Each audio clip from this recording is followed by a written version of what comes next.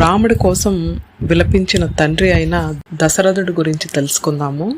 రామాయణం అనగానే అందరికీ రాముడు పడ్డ కష్టాలు గుర్తుకు వస్తాయి. సీతమ్మ ఓర్చుకున్న బాధలే స్ఫురిస్తాయి.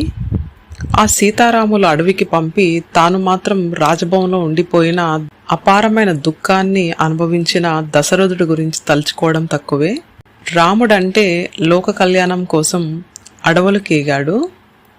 అంతిమంగా రావణాసుని సంహరించి అవతార లక్ష్యాన్ని సాధించాడు.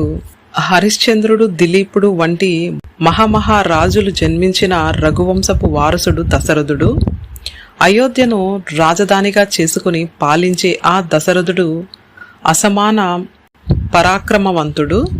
10 దిక్కుల వైపు రథాన్ని తోలగల సామర్థ్యం ఉన్నవాడు కాబట్టే ఆయనకు దశరథుడు అనే పేరు వచ్చింది. అలాంటి దశరథుడు